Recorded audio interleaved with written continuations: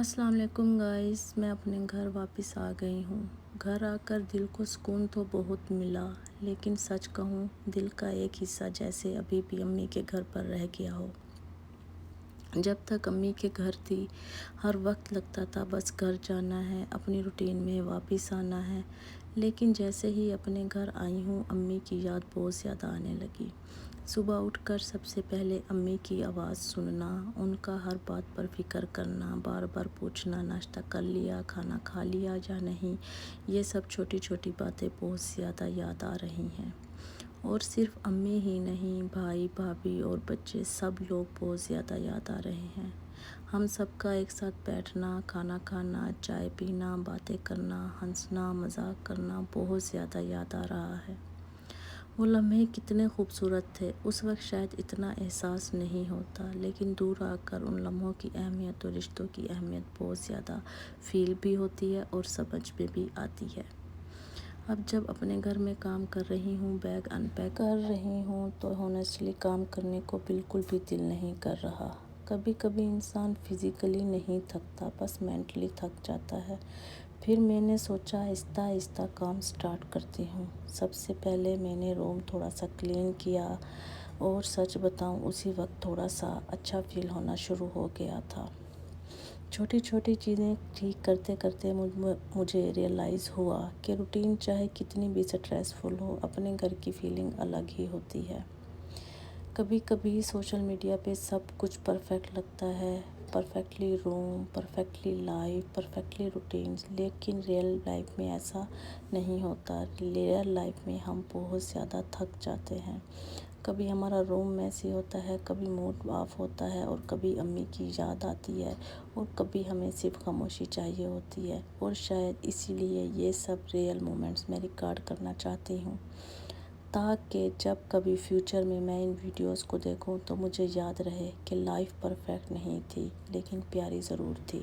اور جب میں اپنے گھر میں کام کر رہی ہوں، بیگ ان پیک کر رہی ہوں، چیزیں اپنی جگہ پر رکھ رہی ہوں، تو ہر چیز کے ساتھ امی کی کوئی نہ کوئی بات یاد آ جاتی ہے۔ زندگی کا یہی تو نظام ہے، بیٹیاں چاہے کتنی بھی بڑی ہو جائیں، لیکن ذمہ داریاں جتنی بھی آ جائیں، امی کا گھر ہمیشہ ان کا پہلا گھر رہتا ہے۔ وہاں سے واپس آنا ہر دفعہ بہت مشکل لگتا ہے، لیکن ساتھ ہی دل میں یہ سکون سا بھی ہے کہ سب خیریت سے ہیں، اور یہ دعا بھی ہے کہ اللہ پاک میرے گھر والوں کو ہمیشہ خوش اور سلامت رکھے، آمین۔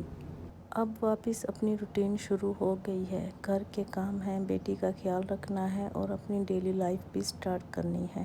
لیکن سچ کہوں آج گھر کے ہر کونے میں مجھے امی کی یاد محسوس ہو رہی ہے۔ کبھی کبھی لگتا ہے کاش تھوڑے دن اور رک جاتی، تھوڑی دیر اور امی کے پاس بیٹھ لیتی، تھوڑی اور باتیں کر لیتی، لیکن پھر سوچتی ہوں کہ انہی یادوں کی وجہ سے تو رشتے اور بھی خوبصورت لگتے ہیں۔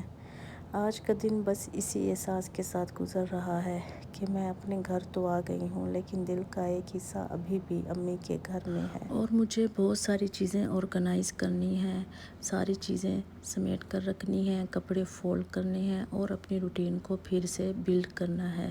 اور ہونیسٹلی میں خود بھی دوبارہ خود کو نارمل فیل کروانے کی کوشش کر رہی ہوں، لیکن کوئی بات نہیں، ہر چیز آہستہ آہستہ ٹھیک ہو جاتی ہے۔ اور مجھے لگتا ہے کہ لائف کا سب سے اچھا پارٹ یہی ہوتا ہے کہ ہم کتنے بھی تھک جائیں، کتنے بھی ایموشنل ہوں، ہم پھر بھی نئے دن کے ساتھ دوبارہ سٹارٹ کر لیتے ہیں۔ اگر آپ لوگ بھی ایموشنل ہیں یا میری طرح مینٹلی سٹریسفل یا ایموشنل فیل کر رہے ہیں یا لائف کو دوبارہ سیٹ کرنے کی کوشش کر رہے ہیں، تو آپ یقین کریں کہ آپ اکیلے نہیں ہیں۔ ہم سب اپنی اپنی جنگ لڑ رہے ہوتے ہیں، ہم سب اپنی لائف کا سٹیپ بائی سٹیپ سنبھال رہے ہوتے ہیں، اور شاید اسی پروسیس کا نام ہی لائف ہے۔ تو بس آج کا دن اسی طرح اسپینڈ کرتے ہیں۔ آج کا دن اسی احساس کے ساتھ گزر رہا ہے کہ میں اپنے گھر تو آ گئی ہوں، لیکن دل کا ایک حصہ ابھی بھی امی کے گھر میں ہے۔